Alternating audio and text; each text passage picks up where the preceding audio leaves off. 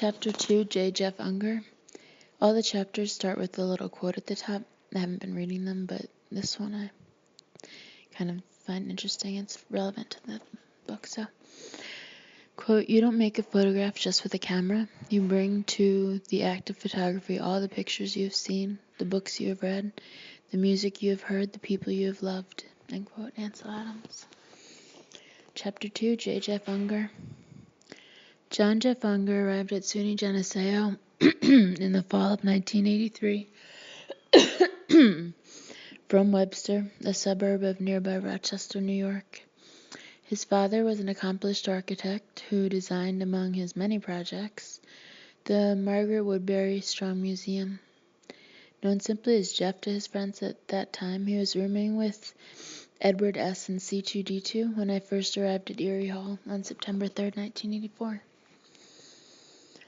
He was extremely intelligent, keenly observant, and emotionally reserved. There was the air of royalty about him, and if you were to ask me to describe his character all these years later, yes, it would be no different had you asked me 30 years ago.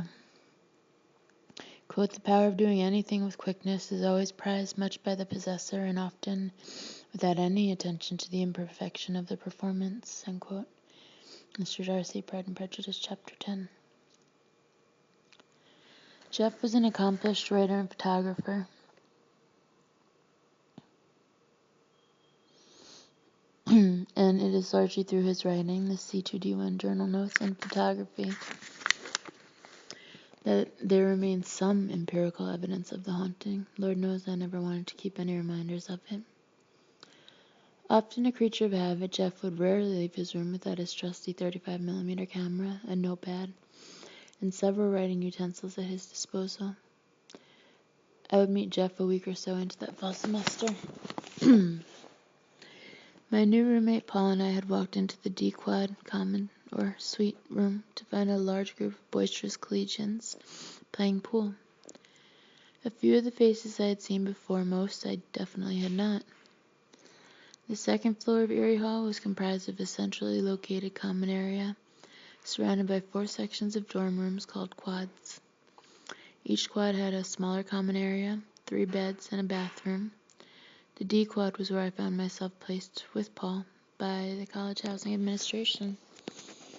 We were perhaps the only new students to the quad. The rest were all returnees from the prior 1983 to 84 school year. Being that we both weighed in at roughly 5'6" and 130 pounds, ding ding, and neither of us had any or the ability to grow facial hair, the assumption was made by those who had returned that Paul and I were freshmen. It looked to them that we needed to be quickly schooled in the ways of college. When I attempted to share with them the fact that neither of us were freshmen, a disbelieving laughter rose up from the gathering of roughly a half dozen, the smell of beer radiating off of most, and something else from a few others. One of the returnees took a particular interest in questioning me and stated with full confidence that I didn't look like I was old enough to have finished high school and much less be a college student. "What are you, like 12 years old?" he exaggerated, pointing a finger in my direction. This bothered me. Only 2 weeks prior, I had completed my 9th 26.2-mile marathon at the Empire State Games in Baldwinville, New York, and I probably knew a great deal more about life and success than this guy did. I just didn't brag about it, so I wasn't about to be dismissed away so casually. I cut through the smattering of laughter by interjecting that I was a 3-year baccalaureate student who, because I did so well on the test in the areas of humanities, natural sciences, and social sciences, had received automatic credit for my entire freshman year, thus having essentially skipped over an academic year and saved thousands of dollars in the process. I was now considered, quote, accelerated, unquote, and was technically beginning my junior year well ahead of all of them. More aggravating guffaws and incredulous rejection followed my pronouncement, and Paul was now getting annoyed as well. "This is stupid." He had no strong interest in socializing in the first place. It was my idea. And seeing now that half the guys were inebriated, he would have been just as happy turning around and heading back to the room and listen to some classic rock music on his state-of-the-art stereo system. I can vouch for him, the sudden voice from the corner of the room to my left interjected. Turned out that someone else in the room had taken the test as well. The voice, one that I had not yet heard amongst the din, came from a lately bearded and bespectacled student who was perched, not unlike a panther in the wild might be, on the back of a lone chair, which was placed in the only quiet, dimly lit corner the room offered. Corners are important. Whoever this person was, he apparently had enough social heft, without having to fight for it, to bring the room's activities to a sudden and grinding halt. I like that. How do you know, Jeff? You know these guys. Jeff, wearing blue jeans with a button-down shirt under a sleeveless vest that looked to me like it might have survived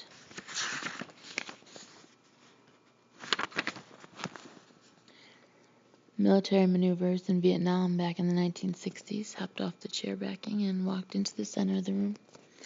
I saw his name on the list. I had absolutely no idea what was going on. It felt more like a scene out of the movie The Deer Hunter than any social encounter I had ever experienced. I remained silent. If nothing else, he was buying Paul and me some valuable time to figure out what our next move would be. Jeff walked over to me, permitted himself a closed-mouthed smile in order to express an element of brief pleasure, and then shook my hand. "Nice to meet you," he stated succinctly. In what can only be defined as serendipitous, after a short discussion, it was discovered that Jeff and I had taken the same exam, 3-year baccalaureate, on the same day, June 30th, in the same room, Newton Lecture Hall, room 202, and at the same time, 12 noon. We just did not know each other then. Jeff, in an effort to take his mind off of the multi-hour task ahead, had taken a moment to examine the list of student names beforehand. Apparently my name was unique or interesting enough to attract his attention. Di Cesare, it sounded Latin. It was this particular characteristic, his ability to maintain an observant and project a sense of calm, even when fast-paced events unfolded, that would leave a lasting and profound impression on me that evening. It was an impression that I would eventually choose to act on, and an impression that would eventually change everything for both of us. We would develop a friendship over the next few months that was primarily based upon our shared desire to understand the world around us, even if we had differing approaches on getting there. We had a shared appreciation for artistic achievement. I enjoyed drawing and he photography, history, and the guilty pleasure of role-playing in the form of the classic dice game Dungeons & Dragons. Controversial at the time due to the circumstance of a teen committing suicide following a role-playing session in 1982, some media outlets began the attempt to link the practice to satanic cults and societies.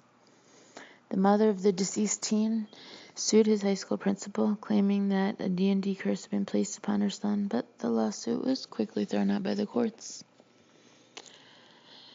For Jeff and I, and the few others who had not occasion to join us, it was simply an entertaining problem-solving exercise, one that allowed for risk-free application of concept to varied and challenging dilemmas. On occasion, we would role-play until the wee hours of the morning, and I could not help but to burst out laughing when at approximately 2 a.m. one weekday morning, Jeff mournfully lamented that it seemed time's passage functioned proportionately converse to one's desire.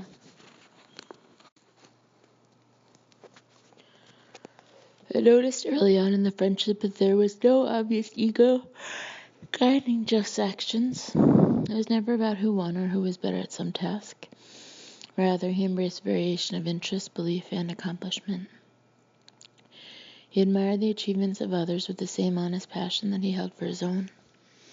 In fact, he would often take inspiration from the success of those around him.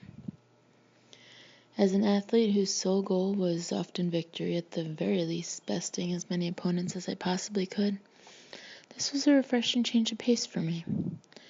I admired that his sense of self and happiness was not exclusively driven by accomplishment, and that he could see value in efforts beyond his own. For his part, Jeff was once asked what his impression of me was when we first met, and he replied with a straight face, "He strikes a lot of people as being off the wall, but he's actually intelligent."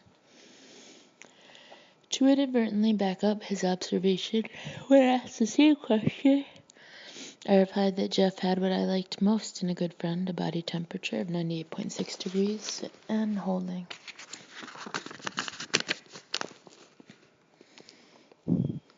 Jeff quickly became a trusted friend after he had helped save me from an awkward social situation.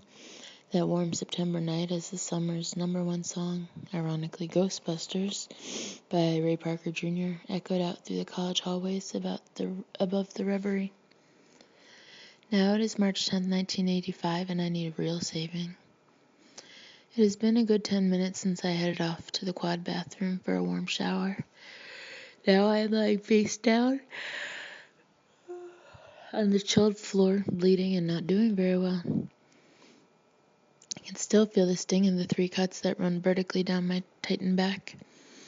My feet and toes continue to ache because of the way I landed when I collapsed onto the floor. Summoning what energy I have, and with great difficulty, I turn my head to the left, taking the ever-increasing pressure off of my chin and neck. With my head now tilting down, I attempt to focus my eyes. There's a fairly large unmoving white mass near my feet that soon comes together for me as the impractical shower curtain that I'd torn off of its bar while trying to defend myself. An inch or so from the curtain, I notice that the toes on my left foot are bent upwards and are very pale from an apparent lack of circulation. My carefully trimmed nails, a distance-running necessity, are pressed deep into the meat of my toes. I concentrate for a moment and then signal my left thigh to lift. My running teammates in high school used to outwardly marvel at the musculature of my legs. Now it's time to put this much-vaunted attribute to use. A slow, deliberate command travels from my brain, down my spine, and into my leg. I can see my thigh muscle tense up, and I'm relieved that it seems to be working. The movement creates enough space, enough opportunity for my foot to spring quickly back into its natural position and allow my toes to relax. Finally. The effort pays off beyond my initial expectations, and I find that my entire body has shifted just a bit. I am now lying partially on my right side. This allows for the possibility of a continued physical inspection, like a mechanic checking under the hood of a car to see if it is still able to run. And for a split second, I wish that I was back on my run. I wish I hadn't stopped and returned here. My straining gaze makes its way from a now thankful but aching foot and travels up my legs. I pause every few seconds to protect my neck from the difficult turn that it is currently making. I do not want to lose consciousness. The thing is probably still in here watching me as I lie helpless, waiting and planning. A full month had passed since it had arrived uninvited, and I still had no idea what it wanted, other than to cause me to suffer. I noticed that a barely audible sigh, quote-unquote sigh, of relief escapes my drying mouth as I confirm that there is no visible damage to my legs. The meal tickets are intact. Although I've already established that I have very little control over them, that's going to pose a problem. I am now able to isolate at least one source of pain at the base of my pelvis. My sack is tight like a fist, and it aches. I'm not sure why.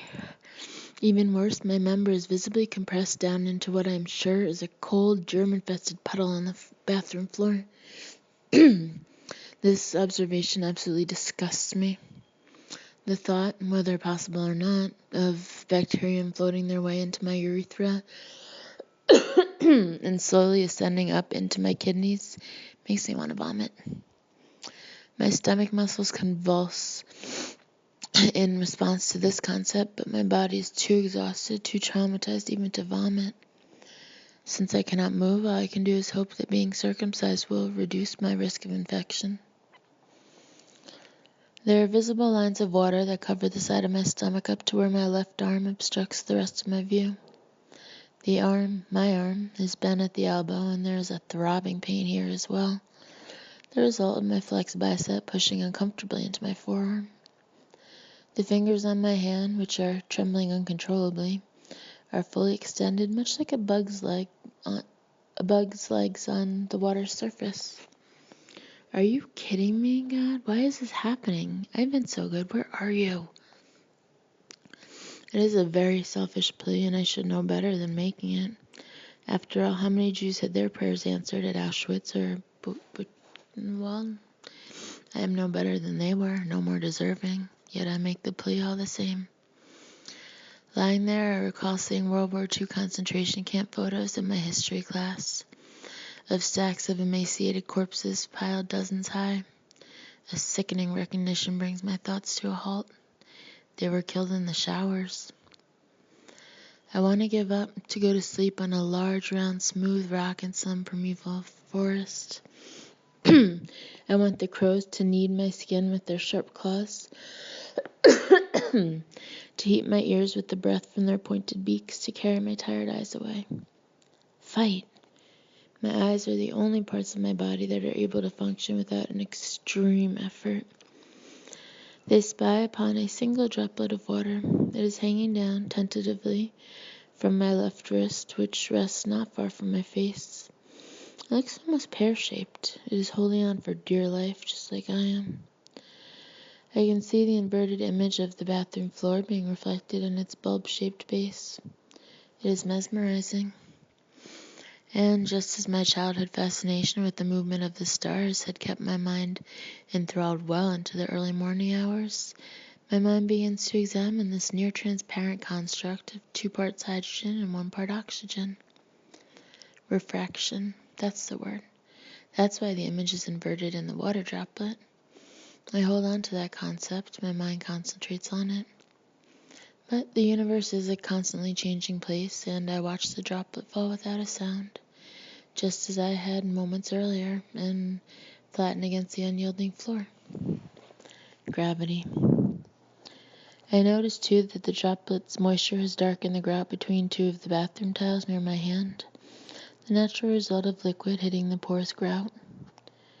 Moisture.